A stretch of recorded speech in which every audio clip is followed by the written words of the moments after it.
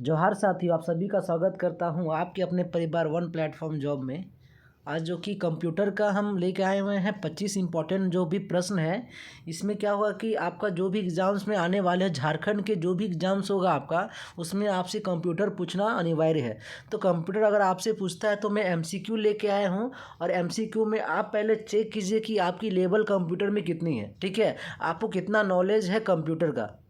ठीक है, तो ऑब्जेक्टिव क्वेश्चन जो मैं कराने वाला हूँ, आप वो प्रश्न को पहले सबसे पहले आप उस प्रश्न को देखिए और खुद से आंसर को आप सोचिए कि क्या आंसर होगा, कितना आप प्रश्न का सही उत्तर आप दे पा रहे हैं, पहले आप वो देखिए। ठीक है, नहीं आता है तो आपको मैं हर एक चीज़ बताऊंगा आपको, आप वो देखिएगा और कोशिश कीजिएगा इस बार जेएसएससी का जो एग्ज़ाम है और आपका झारखंड पुलिस, आपका जो उत्पाद सिपाही जो भी एग्ज़ाम्स है उसमें कंप्यूटर आपसे पूछे ही जाएंगे। और कंप्यूटर में आपका मतलब जो लेवल है आपका यही रहेगा, यही प्रश्न रहेंगे। ठीक है, तो आप अच्छे से हमारे वीडियो को देखिएगा और अंत तक देखिएगा वीडियो को, लास्ट तक, कि वीडियो में मैं क्या क्या बताया हूँ। ठीक है, और अगर आपके कोई भी फ्रेंड्स तैयारी कर रहे हैं, झारखंड के गवर्नमेंट जॉब की एग्ज़ाम कर रहे हैं, ठीक है, और भी चीज़ का तैयारी कर रहे हैं, मैथ हो साइंस हो, तो सारा जो भी आपको वीडियो है, आपका सब्जेक्ट है, आपको हमारे वीडियो में मिल जाएगा। ठीक है, तो दोस्तों ज़्यादा बात नहीं करेंगे, हम बढ़ते हैं प्रश्न की ओर। और आप देख रहे होंगे पहला प्रश्न है कि एम एस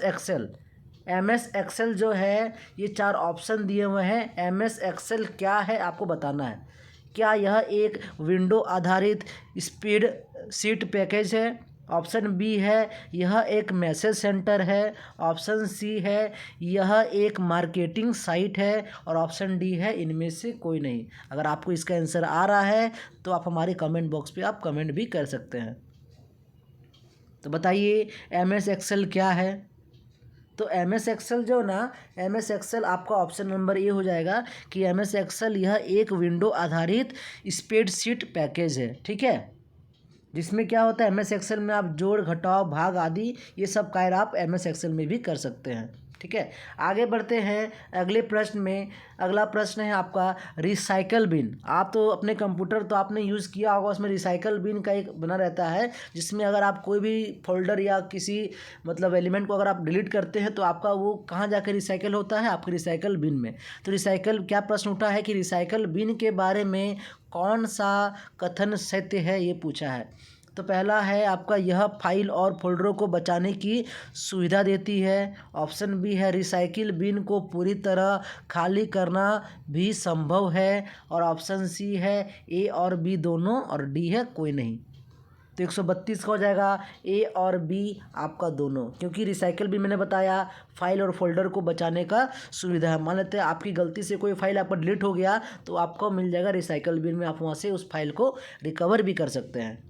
ठीक है, और रिसाइकल बिन जो पूरी तरह खाली करना भी संभव है, आप वहाँ से रिसाइकल बिन में जाके आप उसे पूरी तरह मतलब खाली भी कर सकते हैं। आगे है 133 नंबर, स्टार्ट मेन्यू के संबंध में कौन सा कथन सही है। देखिए क्या प्रश्न का लेवल आप देख रहे होंगे, यही प्रश्न का लेवल रहेगा आपके एग्ज़ाम में। ठीक है, तो स्टार्ट मेन्यू के संबंध में कौन सा कथन सही है आपको ये बताना है। तो पहला ऑप्शन है आपका डेस्कटॉप के निचले बाएं कोने में स्टार्ट बटन को क्लिक कर स्टार्ट मेन्यू चालू किया जाता है। ऑप्शन बी है यह कंप्यूटर का कंट्रोल बिंदु है। ऑप्शन सी है कंप्यूटर के सभी क्रियाकलाप इसी मेन्यू से प्रारंभ किए जाते हैं। और ऑप्शन डी है उपरोक्त में से सभी। तो 133 का हो जाएगा आपका उपरोक्त में से सभी। ठीक है, स्टार्ट मेन्यू के संबंध में ये जो भी ऑप्शंस आपके दिए हुए हैं सारे सही है। ठीक है, आगे बढ़ते हैं। आगे अगला प्रश्न है 134 नंबर कि निम्नलिखित में से कौन सा कथन कंप्यूटर डॉक्यूमेंट के लिए सही है। क्या इसमें किसी फाइल या फोल्डर का नाम बदला जा सकता है? इसमें किसी फाइल या फोल्डर को हटाया जा सकता है? इनमें से नया फाइल या फोल्डर बनाया जा सकता है? तो आप देखे होंगे कंप्यूटर डॉक्यूमेंट में है, ये तीनों हो सकता है। तो आपको हो जाएगा ऑप्शन नंबर डी हो जाएगा इसका सही उत्तर। ठीक है, आगे बढ़ते हैं अगले प्रश्न में। अगला प्रश्न है एम एस वर्ड के बारे में कौन सा कथन सही है। पहला ऑप्शन है एम एस वर्ड ग्राफिक्स के संबंध में कई सुविधाएं उपलब्ध कराता है। ऑप्शन बी है MS वर्ड की सहायता से अनेक चित्र बनाए जा सकते हैं। ऑप्शन सी है ए और बी दोनों, और ऑप्शन डी है इनमें से कोई नहीं। तो आपको इसका सही उत्तर क्या लग रहा है, आप हमारे कमेंट बॉक्स पे कमेंट भी कर सकते हैं। और कोई भी अगर आपको चाहते हैं इसका आपका PDF, तो आपको PDF हमारे टेलीग्राम ग्रुप में आपको मिल जाएगा। और टेलीग्राम में जुड़ने के लिए आपको हमारा जो लिंक है वो हमारे डिस्क्रिप्शन में आपको मिल जाएगा, वहाँ से आप हमारे टेलीग्राम ग्रुप को आप ज्वाइन कर सकते हैं। और जो भी JSSC एग्ज़ाम की PDF आप चाहते हैं हर एक सब्जेक्ट का, आपको PDF भी वहाँ से डाउनलोड कर सकते हैं। ठीक है, तो MS वर्ड के बारे में आपका ये दोनों कथन जो है ना वो सत्य है, तो ऑप्शन सी आपका हो जाएगा सही उत्तर। ठीक है, आगे बढ़ते हैं अगले प्रश्न में। वर्ड आर्ट के संबंध में कौन सा कथन आपका सही है, आपको ये बताना है। क्या MS वर्ड आर्ट से शब्दों को कलात्मक ढंग से कई रंगों में बनाया जा सकता है। ऑप्शन बी है MS वर्ड आर्ट में अंग्रेजी के अक्षरों को नहीं सजाया जा सकता है। ऑप्शन सी है MS वर्ड आर्ट में सफ़ेद रंग से डिजाइन नहीं किया जा सकता है। तो बताइए कौन सा कथन आपका सही है। तो इसमें हो जाएगा आपका ऑप्शन नंबर ए जो है आपका सही है। MS वर्ड आर्ट से शब्दों को कलात्मक ढंग से जो है ना रंगों में बनाया जा सकता है। आगे बढ़ते हैं 137 नंबर आप देख रहे होंगे, इसका आपको जो आंसर लग रहा है आप हमारे कमेंट बॉक्स पे कमेंट कर सकते हैं। MS एक्सेल के संबंध में कौन सा कथन सही है, आपको ये बताना है। तो एक्सेल में स्प्रेडशीट बनाने, फॉर्मेट करने तथा प्रयोग करने की तेज़ सुविधा दी गई है। एक्सेल एक प्रोग्रामिंग भाषा है। एक्सेल एक सुपर कंप्यूटर है। उपरोक्त में से कोई नहीं, बताइए इसमें से कौन सा उत्तर सही होगा। तो इसमें से आपका हो जाएगा ऑप्शन नंबर ए। एक्सेल में क्या होता है कि स्प्रेडशीट बनाने, फॉर्मेट करने तथा प्रयोग करने की तेज़ सुविधाएं दी जाती है। ठीक है, आगे बढ़ते हैं अगले प्रश्न में। अगर आपको जो मेरा समझाने का तरीका है अगर आपको अच्छा लग रहा है तो आप लाइक क्लिक करके आप मुझे प्यार दे सकते हैं। ठीक है, तो आगे है प्रश्न कि सेलों का सरकाना का क्या अर्थ है, मतलब मूविंग सेल्स जो होते हैं उसका क्या अर्थ है, आपको ये बताना है। क्या सेलों को सरकाने का अर्थ है उन्हें कर्सर द्वारा मिटाना। ऑप्शन बी है सेलों को सरकाने का अर्थ है पुराने सेलों को हटाकर नई सेल को लाना। ऑप्शन सी है सेलों को चुनकर एडिट मेन्यू के कट आदेश से कटाना और किसी दूसरी जगह से उसे मेन्यू के पेस्ट आदेश से चिपकाना। ठीक है, और ऑप्शन डी है सेलों को सजाकर रखना। तो 138 का हो जाएगा आपका option number C. Option number C आपका हो जाएगा सही उत्तर, जिसमें सेलों को चुनकर एडिट मेन्यू के कट आदेश से कटाना और किसी दूसरी जगह उसे मेन्यू के पेस्ट आदेश में चिपकाना। ठीक है, आगे बढ़ते हैं अगले प्रश्न में। अगला प्रश्न है आपका सेलों की नकल करने के लिए, मतलब कॉपिंग जो सेल्स होते हैं ना उसको आपको बताना है। ये 4 ऑप्शन दिए हुए हैं, तो उन्हें चुनकर एडिट मेन्यू के कॉपी आदेश का पालन कर पेस्ट के आदेश पर चिपका दिया जाता है। ऑप्शन बी दिया हुआ है उन्हें चुनकर सेव किया जा सकता है। ऑप्शन सी है उन्हें चुनकर डिलीट कर दिया जाता है। और ऑप्शन डी है कोई नहीं। तो आपको बताइए इसका सही उत्तर क्या होगा। अगर आप हमारे चैनल में नए हैं तो आप चैनल को सब्सक्राइब कर दीजिए और बेल आइकन को दबा दीजिए, ताकि कुछ भी अगर नया अपडेट जॉब रिलेटेड और कुछ मैं जो पढ़ाता हूँ आपको PDF रिलेटेड कुछ भी चाहिए तो आपको नोटिफिकेशन हिसाब से आपको मिल जाएगा। आप बस हमारे चैनल को सब्सक्राइब कर दीजिए। ठीक है, और हमारा जो समझाने का तरीका है अगर आपको अच्छा लगे तो आप लाइक बटन को आप क्लिक कर दीजिएगा। ठीक है, तो इसका हो जाएगा ऑप्शन नंबर ए, उन्हें चुनकर एडिट मेन्यू के कॉपी आदेश के पालन कर पेस्ट के आदेश पर चिपका दिया जाता है। ऑप्शन नंबर ए हो जाएगा इसका सही उत्तर। आगे है 140, आप पढ़िए। जो आपका ऑटो फॉर्मेट के संबंध में कौन सा कथन सत्य है, बताइए। पहला ऑप्शन है ऑटो फॉर्मेट द्वारा वर्कशीट के किसी भाग को सजाया जा सकता है। ऑप्शन बी है ऑटो फॉर्मेट द्वारा प्रिंटिंग किया जा सकता है। ऑप्शन सी है ऑटो फॉर्मेट द्वारा फॉर्मेट बनाया जा सकता है। और ऑप्शन डी है कोई नहीं। तो इसका हो जाएगा ऑप्शन नंबर ए। ऑप्शन नंबर ए हो जाएगा कि ऑटो फॉर्मेट द्वारा वर्कशीट के किसी भी भाग को सजाया जा सकता है। ठीक है, आगे बढ़ते हैं अगले प्रश्न में। अगला प्रश्न है, थोड़ा जूम कर देता कि परेशानी ना आपको देखने में। किसी प्रोग्राम को बंद करने का सबसे आसान तरीका है, बताइए। क्या प्रोग्राम के विंडो में ऊपर दाएं कोने में एक्स जो आपको क्रॉस का जो साइन रहता है, आप देखे होंगे ऊपर में क्रॉस का साइन रहता है, दिखाने वाला बटन को क्लिक करना है। बिजली का मेन स्विच ऑफ कर देना है। ऑप्शन सी है कंप्यूटर को शट डाउन कर देना है। ऑप्शन डी है उपरोक्त में से कोई नहीं। तो आप जो है ना, जब आपको कोई प्रोग्राम को बंद करना हो ना, तो सबसे आसान तरीका है कि आपको राइट साइड के कॉर्नर में एक क्रॉस का बटन दिख रहा होगा, वहाँ आप क्लिक कीजिएगा तो आप डेस्कटॉप में आ जाइएगा। ठीक है, मतलब आपका जो स्क्रीन का डेस्कटॉप है आप वहाँ आ जाइएगा, आप विंडो से वहाँ से आप बाहर निकल सकते हैं। ठीक है, तो इसका हो जाएगा 141 का ऑप्शन नंबर ए हो जाएगा सही उत्तर। ठीक है, आगे बढ़ते हैं अगले प्रश्न में।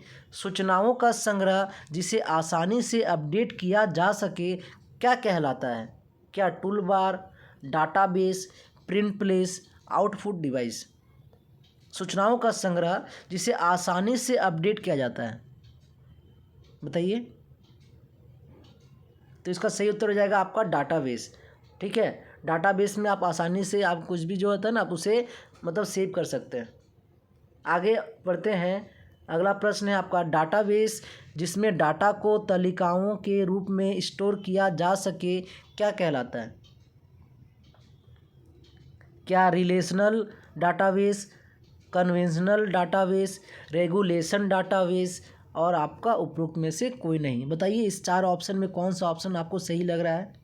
जो सही लग रहा है आप हमारे कमेंट बॉक्स पे ABCD जो सही लग रहा है आप उसे कमेंट कर सकते हैं। तो 143 का आपका हो जाएगा ऑप्शन नंबर ए रिलेशनल डाटाबेस। ठीक है, आगे बढ़ते हैं। आगे है प्रश्न आपका एनटीटी। एनटीटी है, बताइए एनटीटी क्या है, आपको ये बताना है। देख रहे होंगे क्या लेवल है आपके एग्ज़ाम का प्रश्न, किस तरह का प्रश्न आपसे एग्ज़ाम में पूछ सकता है। ठीक है, आप अपनी तैयारी रखिए 100%। आपकी तैयारी अगर 100% रहेगी तो आपकी नंबर आएगी 100% और आपकी जॉब पक्का है कि 100% जॉब होनी ही होनी है। एक प्रकार का फाइल जो खाली हो, एक प्रकार का ऑब्जेक्ट जिसके लिए डाटा का संग्रह किया जा सके। ऑप्शन सी है एक प्रकार का फाइल जो भरा हो। ऑप्शन डी है एक प्रकार का फाइल जो सेव किया गया हो, बताइए। तो इसका हो जाएगा ऑप्शन नंबर बी एक प्रकार का ऑब्जेक्ट जिसके लिए डाटा का संग्रह मतलब कलेक्शन किया जा सके। ठीक है, ऑप्शन नंबर बी। एंटिटी का क्या मतलब है? इस प्रकार का ऑब्जेक्ट जिसके लिए डाटा का कलेक्शन किया जा सके। ठीक है, ऑप्शन नंबर बी हो जाएगा इसका सही उत्तर। आगे बढ़ते हैं, आगे प्रश्न है आपका एट्रीब्यूट। एट्रीब्यूट है क्या है बताना है आपको। ये चार ऑप्शन दिए हुए हैं। क्या किसी एंटिटी का प्रारूप, ऑप्शन बी है किसी एंटिटी का आंकड़ा, ऑप्शन सी है किसी एंटिटी का विशेष गुण, ऑप्शन डी है उपरोक्त में से सभी। तो इसका हो जाएगा ऑप्शन नंबर सी। ठीक है, ऑप्शन नंबर सी हो जाएगा किसी एंटिटी का विशेष गुण। ठीक है, एट्रीब्यूट का क्या मतलब है? किसी एंटिटी का विशेष गुण। ठीक है, आगे बढ़ते हैं अगले प्रश्न में। थोड़ा जूम कर दे रहे ताकि परेशानी ना आपको देखने में। ये आप देख रहे हैं ER डायग्राम। ER डायग्राम क्या है जी, बताइए। तो ER डायग्राम जो है एंटिटी व उनके मध्य संबंधों को दर्शाने वाला चित्र। ऑप्शन बी दिया हुआ एंटिटी व उनके मध्य संबंधों को दर्शाने वाला समीकरण। ऑप्शन सी है ए और बी दोनों और ऑप्शन डी है कोई नहीं।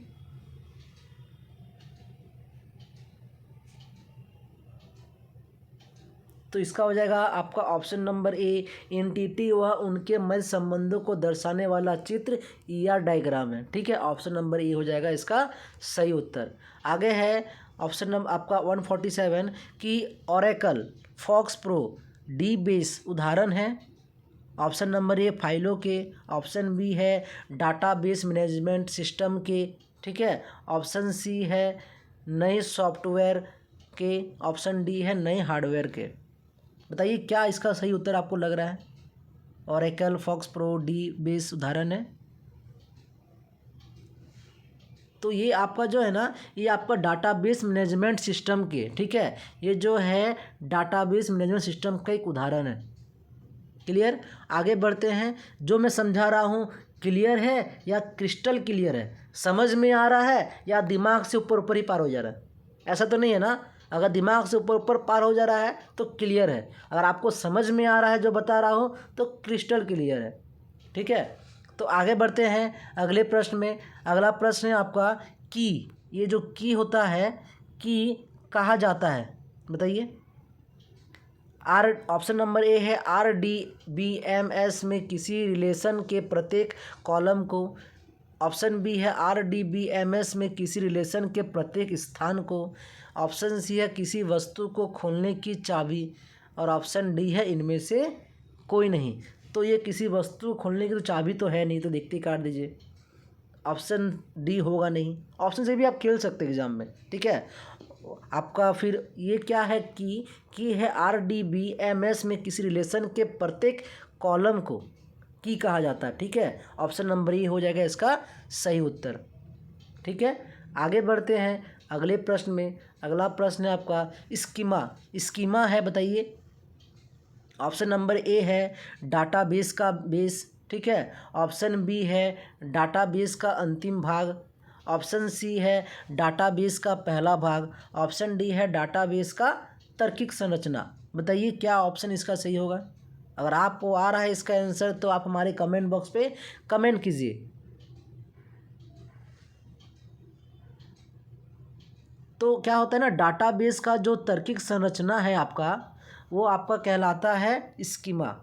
ठीक है, ऑप्शन नंबर डी इसका हो जाएगा सही उत्तर। ठीक है, आगे बढ़ते हैं अगले प्रश्न में। अगला प्रश्न है और ये आखिरी प्रश्न है आपके लिए। आप इसका आंसर आप ही बताइए क्या इसका आंसर होगा। एक से अधिक एट्रीब्यूट क्या कहलाता है? एक से अधिक एट्रीब्यूट क्या कहलाता है, आपको ये बताना है। क्या ये प्राइमरी की कहलाता है, स्पेशल की कहलाता है, नॉर्मल की कहलाता है, या इनमें से कोई नहीं? मतलब प्राथमिक, विशेष, सामान्य। आपको हिंदी भी पता होना चाहिए, इंग्लिश भी पता होना चाहिए कि इसका मतलब क्या होता है। पर आपको एग्ज़ाम में जो है हिंदी इंग्लिश दोनों में प्रश्न रहेंगे। आपका जो JSSC का जो आपको सीट मिलेगा, एक क्वेश्चन पेपर मिलेगा, उसमें आपके हिंदी में भी प्रश्न लिखे रहेंगे और आपके इंग्लिश में भी प्रश्न लिखे रहेंगे। तो आपको टेंशन लेने की आवश्यकता नहीं है, मगर परेशानी आपको वहाँ होगा कि आपका जो लैंग्वेज पेपर है, अगर आप जो लैंग्वेज पेपर में आप लोगे वही लैंग्वेज पेपर में आपको वहाँ पर मिलेगा। अगर आप उर्दू लोगे तो उर्दू में लिखा हुआ मिलेगा, खोटा लोगे तो खोटा में लिखा हुआ आपको प्रश्न आएगा। हाँ, हिंदी इंग्लिश का ऐसा कुछ नहीं है। बताइए 150 का क्या सही उत्तर हो जाएगा?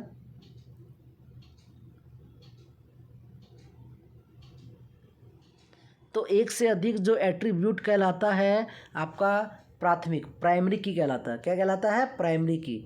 ऑप्शन नंबर ए इसका हो जाएगा सही उत्तर। ठीक है, ऑप्शन ए इसका हो जाएगा सही उत्तर। तो आपने देखा कि आप चेक कीजिए कितना आपने इसका सही उत्तर दिया।